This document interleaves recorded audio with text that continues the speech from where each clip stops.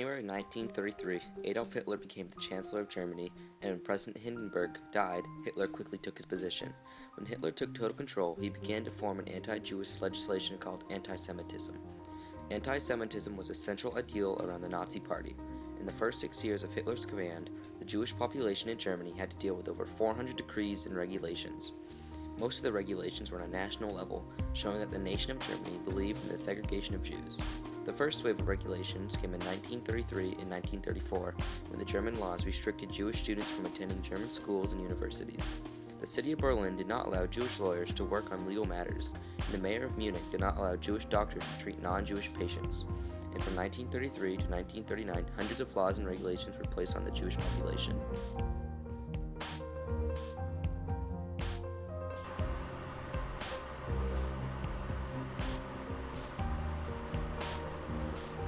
I don't remember exactly what day it was, but we woke up in the mornings and ready to go to school. I lived with that Mrs. Bamberger, and we saw our synagogue on fire, the smoke coming out. And then we turned on the radio, and we heard the news that most of the synagogues were on fire. And we shouldn't go out of the house. Jews should stay in the house, don't go outside. And that's what we did. We stayed out inside. And then came around mid-morning, it wasn't noon yet, and mid-morning came a horde of people to the door. And didn't ring the bell, just smashed the door down, came in with scissors and all kinds of instruments and just demolished the whole apartment. I remember she had a beautiful library, a whole wall of beautiful books, and they down the books, someone they tore apart. All the dishes out of the cupboards were smashed, all the plants were turned over, pillows and things were cut up. It was just terrible. They went from, that was a mostly Jewish occupied home there, and they went from door to door and did the same thing in the whole house. Well, I can't even describe anymore what our feelings were. We were just sitting there looking at a mess. How do you clean up? How do you do? How do you go out and buy new stuff? It was terrible, terrible.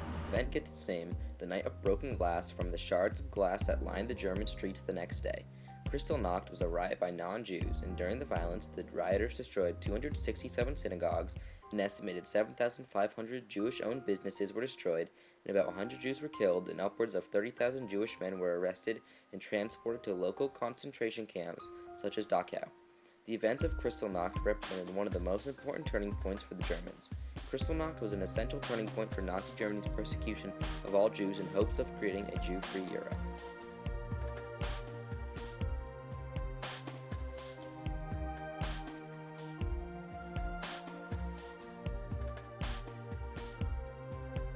The ghettos were city districts where the Jews had to live. The Jews lived in very harsh conditions. Over 1,000 ghettos were established in Germany, Poland, and the Soviet Union alone. There are three types of ghettos: open, closed, and destruction ghettos. The largest ghetto was in Poland. The Warsaw Ghetto contained over 400,000 Jews within 1.3 square miles. כיכר לחם ל8 ימים. אבל אנשים אכלו את הלחם ביומיים, ומה אחר כך? הסתובבתי עם מקל, ובקצה היה מסמר, איזה מחוץ לגטו הגיעה מכונה עם תפוחי אדמה, אז רצתי למכונה עם המקל, תפסתי את התפוחי אדמה, תפסתי עוד תפוח אדמה, באתי הביתה, היה צהריים, ככה, היינו גנבים. היינו צריכים לתת תוצרת, לעבוד קשה בכדי לזכות במנות מזון שקיבלנו, ועבדנו קשה. ומישהו שהיה כל כך רעב כתב, אנחנו נאכל פה בגטו לחמניות עם חמה, כי זה פנטזיה בלתי אפשרית. קיבלנו כיכר לחם, 20 גרם קפה, עם זה אי אפשר היה לחיות. בשביל זה אנשים הלכו ברחוב ונפלו, מתו, הרבה מתים היו בגטו. The ghettos were a place for the Germans to put the Jews while they decided what they wanted to do with them. And in 1941, when Hitler implemented the final solution, the ghettos were beginning to get destroyed. The Jews were either in or out of the ghettos when they got destroyed, and in 1944, the destruction of the last major ghetto took place at Lodz.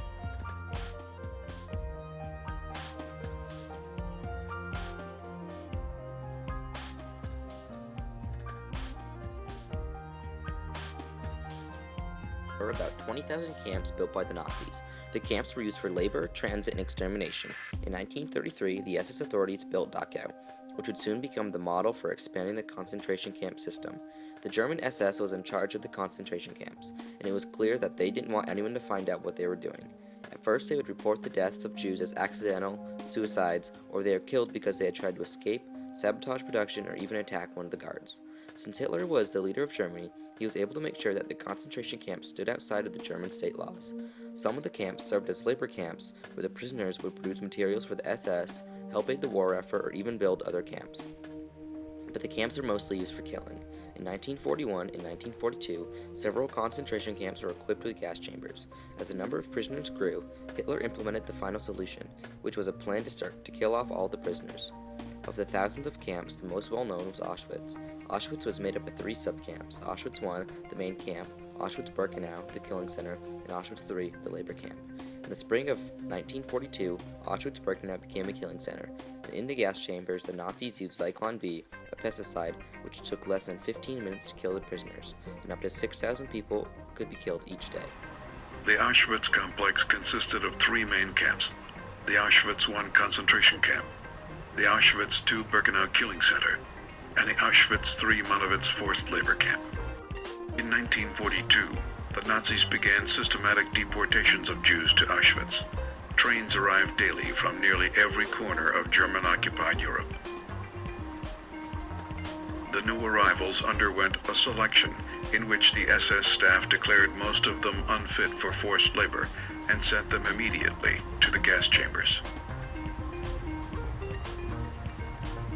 During 1943 and 1944, 4 large gas chambers and crematoria operated almost continuously in Auschwitz-Birkenau.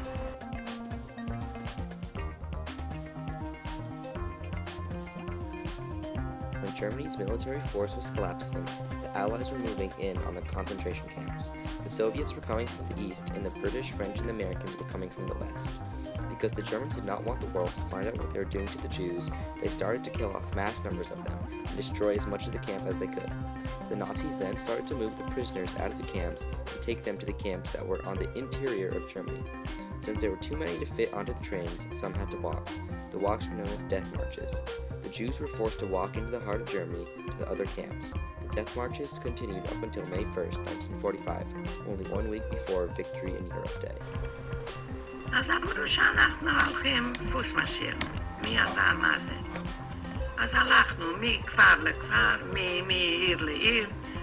כל יום עשינו 25 קילומטר. והיה גשם והיה שלג. ולנו, לא לכולנו היו כבר נעליים, אז היה לנו נעל מעץ הולנדי. להרים את הרגליים מהשלג ולדרוך שוב, זה הייתה עבודת פרך, אפיסת כוחות. כל יום היה פחות כוחות. כל יום אני הרגשתי שהמוות מתקרב. אסור היה לעצור רגע, אסור היה לצאת מהשורה, כי מי שיצא מהשורה קיבלה כדור מהקור. ומי שהתיישבה לא היה לה כוח, גם כדור היה להם חבל. עם הקנה של הרובה, מי שבא הם הלכו לשני הצדדים של הטור הזה ודחפו הצידה לתוך השלג שם קופים כבר. שאלתי את הגרמני שעבר על ידי, sagen Sie mir, wohin gehen wir? תגיד לי, לאן אנחנו הולכים? אז הוא אומר, אין לנו שום מטרה, המטרה שלנו היא שתתבגרו כולכם בדרך.